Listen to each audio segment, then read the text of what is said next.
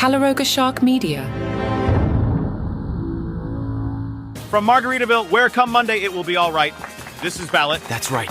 It's 5 o'clock somewhere, and here's the Labor Day weekend show. Let's hit this! Folks, we've got the inside scoop on the Democratic National Convention from producers Ricky Kirshner and Glenn Weiss. These guys just put on a show that had more viewers than a cat video marathon. Let's talk about that viral Lil Jon moment during the roll call. Kirshner said they woke up the next morning thinking, holy crap, it wasn't even planned. They just decided late one night to bring in a DJ. Now, about those Beyonce rumors, Kirshner was adamant. We never put out anything about Beyonce. We denied it every time the media asked us. But get this, even his own staff didn't believe him. He kept getting texts asking when Queen Bey was coming out.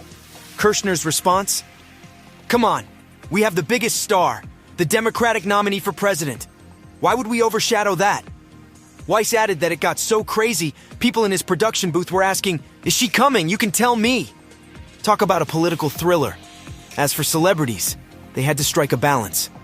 Kirshner noted that while Pink performed, it was Pink with a beautiful song, not Pink flying in from the rafters. In the end, these guys see their job as more than just entertainment. As Weiss put it, for me, this is not just a gig, it's a cause. Folks, the Democratic National Convention was so star-studded, I thought I'd accidentally tuned into the Oscars. We had more A-listers than a rehab center in Malibu. Kerry Washington, Tony Goldwyn, Eva Longoria. It was like Desperate Housewives meets The West Wing, with a dash of scandal thrown in for good measure. But hold your horses, Hollywood! Zach Galifianakis, the man who made awkward interviews an art form, is warning the Harris campaign not to get too cozy with celebs. He's worried about winning over rural America. I guess he thinks the DNC needs less La La Land and more green acres. Zach said, it works to a point, but they have to win over rural America. Hollywood thinks it's so important, and that's a problem. Actors are people too, and they're citizens too. But I'm more on the small town side of that than I am on the Hollywood side of that. That's just me. Meanwhile, Kumail Nanjiani is ready to jump on the Harris Walls bandwagon faster than you can say Silicon Valley. He's feeling so inspired, he might even smile in his next movie. Steve Martin, on the other hand, he doesn't want them to make a mistake. Steve, buddy, I hate to break it to you, but politicians making mistakes is like comedians telling jokes. It's kind of their thing. Selena Gomez and Martin Short would rather be home watching the DNC than walking the red carpet.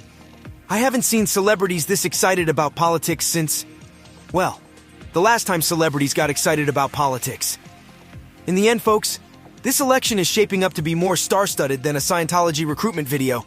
It's got more drama than a soap opera, more plot twists than an M. Night Shyamalan movie, and more celebrities than a Hollywood rehab center. Well, folks, it looks like Kamala Harris just got an unexpected boost from pop star Charli XCX. Charli tweeted Kamala is brat, and suddenly Harris's campaign went from Madam Vice President to Madam Vice Brat Ident.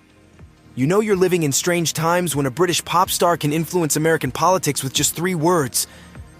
I mean, if that's all it takes, I've got a few choice 3-word phrases for some other politicians, but I can't say them on air. For you oldies, being a brat means you're a very honest and sometimes messy party girl. So, congratulations, America. We might be electing our first female president and our first frat party president all at once. The Democrats are even selling merchandise with Demo Be Rat on it. And get this, CNN's Jake Tapper said he aspired to be brat. Jake, buddy, I hate to break it to you, but wearing a bow tie doesn't make you edgy. It makes you look like a ventriloquist's dummy who escaped Sesame Street. But the real kicker? Charli says she tweeted this while lounging in her pool, waiting for lunch. So, there you have it, folks. The future of American democracy is being shaped by a pop star's poolside musings. I don't know whether to laugh or cry, so I'll do both while chugging a gallon of Cherry Garcia.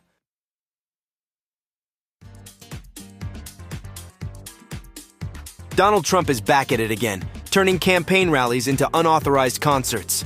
This time, he's rocking out to Foo Fighters' My Hero without their permission. Dave Grohl and the boys weren't too thrilled about this impromptu use of their tune.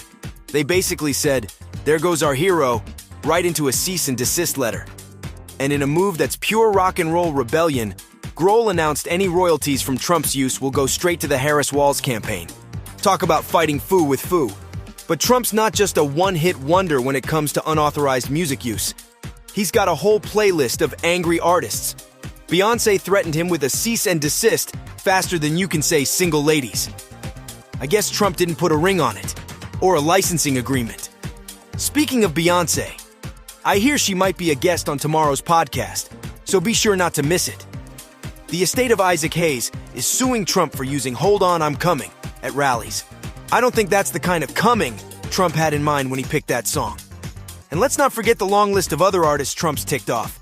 Johnny Marr, Steven Tyler, Rihanna, Prince, Tom Petty. It's like a rock and roll hall of fame of people who don't want Trump using their music. Even George Harrison's estate got in on the action, telling Trump he can't use "Here Comes the Sun," but offering "Beware of Darkness" instead. Now that's what I call a sick Beatles burn. In the end, folks, Trump's campaign rallies are starting to sound like the world's most litigious karaoke night. It's got more unauthorized tracks than a bootleg CD factory, and more angry artists than a painter's convention during a brush shortage. RFK may have a dead bear and a dead presidential campaign, but his whale of a tale is still making waves. Apparently, RFK Jr. once decided to play amateur taxidermist with a beached whale. Because nothing says environmentalist quite like chainsawing a cetacean's cranium and strapping it to your minivan.